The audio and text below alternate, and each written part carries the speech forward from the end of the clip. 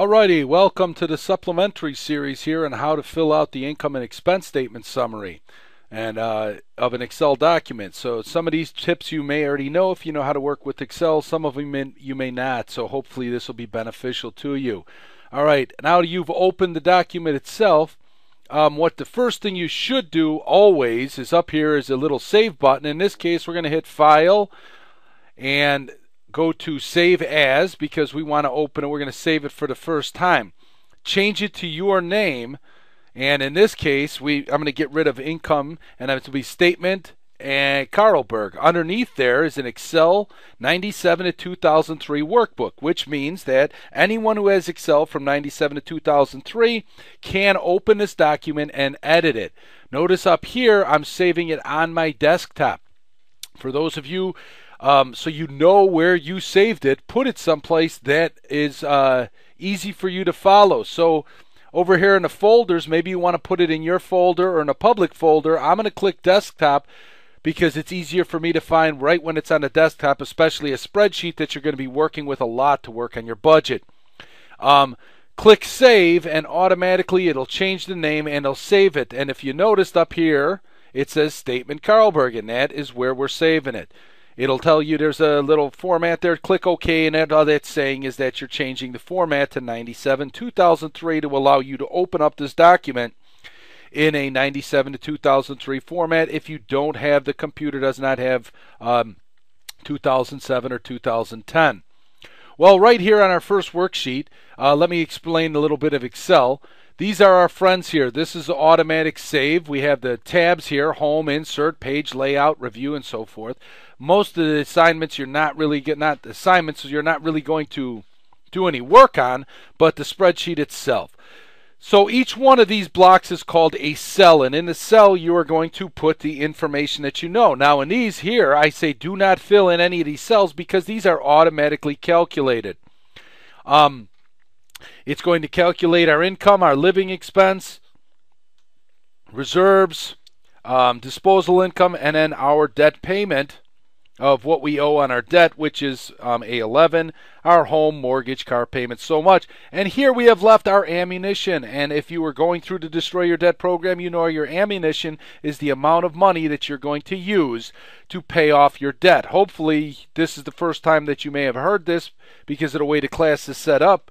But this is what you're using to get those debts paid down. So as we calculate it, you'll find out where you can save some money, where you can get some money. You want this ammunition level at the highest it possibly can. Here, I've already put in an income, but if our ammunition was $3,000 and we had no debts to pay down, that's $3,000 that you could save every month or put anything in there. But unfortunately, most of us don't have that luxury. So go down here in the bottom of the spreadsheet and you'll see Summary and Expenses where the mouse is. Click Expenses, and this is going to fill in from the spreadsheet. Again, do not fill in any of these cells. Next one is Income. Now we can start filling it in. Let's say your take-home pay is $3,000. All right, well, then you could put My Pay, change it by clicking the cell and typing in My Pay, and then let's say you have your wife's pay or your spouse's pay. I'll just put spouse.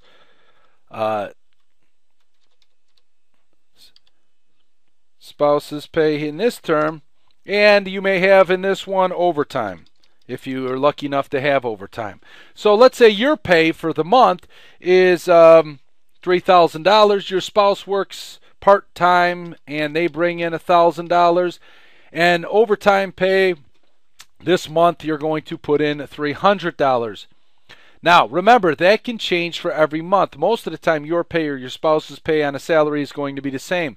So if that's the case, I'll show you a quick shortcut through Excel. Click the cell with 3,000. Notice there's a white cross. That white cross is a select, where if you want to find the cell you want to go in and click it, that's to select it. This black cross is our best friend. That's 4 arrows. That's copy and paste. Don't use that. This one right here is the black cross. Click that, hold down the left mouse keypad, I know you're looking down at your hand right now like I just did. Drag it across and automatically it fills in that amount. So you know if your pay is $3,000 every month, it's going to stay that way. Now let's do it one more time with your spouse's pay. Click, hold it down, drag it across, and we did. Now overtime may change. So each month you'll have to type in what your overtime pay is going to be. Okay, reserves. Now reserves are something that isn't, it's a spreadsheet on its own, but it's not put into the other sections. Now, what we're doing here with reserves is trying to figure out what you're saving, whether it's real estate taxes, insurance, tuition, and then this data you would put into another spreadsheet. So this is like a work spreadsheet here on reserve, so you don't need to fill this out because the rest of this information will be on other spreadsheets. But if you were going to use this, it's something that you could, let's say your total taxes, well, you're paying $150 a month, or you're $325 a month for your property tax.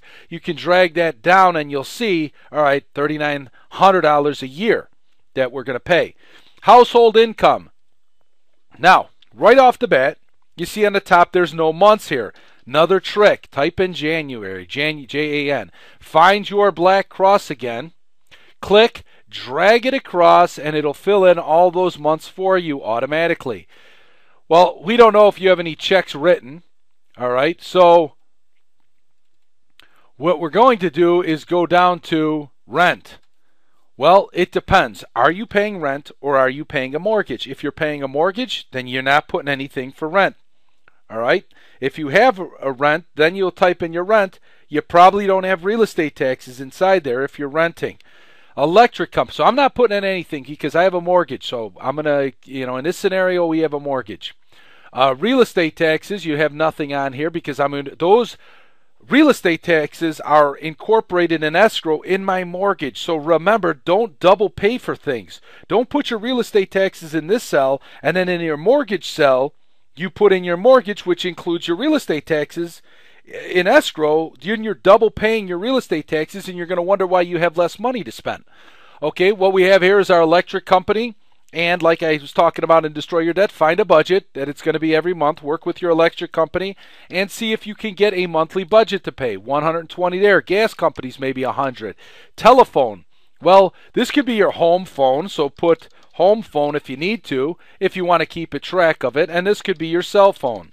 Okay, most people have home and cell. You want to save some money? Get rid of one of them.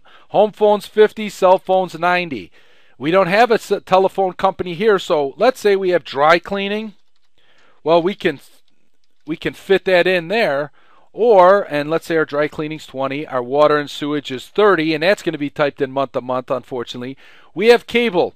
Let's say we're paying $69 for cable, but we have a satellite dish. So we have TV here. Well, now our TV was $120 a month for the satellite dish, and let's say we want to add a cell in here because we want to keep it separated. Well, here's another little trick to Excel. Go over to the number 15 where you see that little black arrow. Right click, not left click, right click, go down to insert, and voila, it inserted a cell above that. Then you can type in information into that cell that you wanted to, and it doesn't affect this total that's automatically calculating here on the bottom of your spreadsheet for you. If by some odd chance you click this cell at $5.99 and say, well, my total expenses actually should come up to $6.50. Now you just click $6.50, you screwed up the whole sheet. The reason why is, let me show you. This now shows $6.50. Let me undo. This is the formula or the sum of all of these cells to equal this. So if by some chance you hit these totals here on accident, make sure you undo it. Where's undo? Top left corner. See this? Undo insert. Also, if you hold down Control and hit Z, you can undo it. And undo that if you accidentally hit in here 600. Uh-oh, I screwed up. You can hit Control Z, which would change it. Or you'd hit undo, which can change it. And if you don't like that, there's redo to put it back to where it was. Okay, now let's go to our food budget. Let's say we go to the grocery store and we spend $150 a week. 4 weeks a month, $600 a month. That may be high, that may be low. It all depends on your budget. Our autos. This is not our car payment yet. This is our automobiles. I clicked back to food because I did not put in the months again here for food. Now you can do that. I probably should change the spreadsheet for you, and then fill it in with that black cross. Repetition's the mother of memory. Let's start with the next one. No month in here, so let's type in January again. Go up here, find your black cross. Some of you may do this. Click that and drag it across. Go, uh-oh, what did I do? How do you get out of that? Go back up here to undo. Remember, you're looking for the black cross. Once you find the black cross, click it and drag it across, and you filled it in. Let's say your gas for this car is $50. You have no maintenance this month, and this car is $50. And on this car, you got an oil change for $19.95, which would probably be $21 with tax. And you don't have a third automobile. Thank gosh. Okay, insurance. Once again, let's fix this spreadsheet. Type in January. I know you're probably asking yourself, why didn't you just fix the spreadsheets for us, Jeff? Because I'm trying to teach you Excel. And because I didn't know that they were screwed up. So, all right, our homeowner insurance, I may have them fixed by the time I upload them back to the site so that you don't have to do this. Now notice here our homeowner insurance overtakes this cell. So if our homeowner insurance was $105 a month, I cannot read that it says homeowner's insurance here. So I would go over here. Now I've shrunk the cells, or I can click and drag it to expand it. Notice you see the white cross, select. Black cross with the two arrows, you click that, and now you can drag the cells, or the fastest way, double click it, and it'll automatically align everything to match up with it. Let's say you don't have renter's insurance, you just have homeowners. You have insurance on your automobiles, and each one is $50, comes out to $100 a month. You health, dental, life insurance, any of the other charges that you have down there. We don't have any, we're moving on. Education, you have no education. Well, not you personally, but you have no education payments. You're not currently in education. Notice I'm changing the cells as we speak. So therefore, you don't have any tuition. You may have a kid in school, so you got to pay tuition here. So if that's the case, put it in here. Put it in month to month. That's why it's so important to keep track of all your spending. Once again here, clothing budget. If you have children, you'll probably have to have a clothing budget in here. So I'll put in here clothes. Okay, and that might even include shoes. That's separate. So let's say you got to spend $100 a month in clothes and $25 a month in shoes. And if you have kids, you know that the shoes go by just as fast. So that's how much you spent this much a month in shoes and clothes. Any major purchases, maybe you're saving for a vacation and you're putting away $200 a month. So you know every month you're going to put $200. So click it, drag it across, and fill it in so it's already part of your budget. This could be something you may need to take off when you're trying to destroy your debt, but it'll give you an example of what you're looking for, what you're trying to do. All right, here, recreation. Well, maybe you have a gym membership. Maybe you have other type of recreations that you like to use. Once again, I'm filling in the spreadsheets for you. If you have anything that you use, maybe you went to a nightclub twice this month, or you went out to dinner or something, and you didn't put that in food. Notice food, you have restaurant. Maybe it was a recreational dinner. You want to put it in recreation. Just remember, don't put things in two different places. Okay? We go over here to other. You have checks written, other expenses that you had to pay this month. And I think they leave it open because you might not start in January. When we're putting this together right now, this is March or August. Well, it's turning into September tomorrow, but this will be up by August. So let's say it's September. Well, then we type in September because we're starting a budget there, and we drag it across. Now, notice it filled in September for every month. We can adjust that. We can go to autofill and copy cells, or fill formatting, and fill formatting changes them back to the way they are, or fill without formatting September. So if we start in September, you're going to have to go in and put in September, and then October, and hopefully this little trick will work, and it should fill them in after that. Nope, it's only doing it concurrently. We want to fill with months.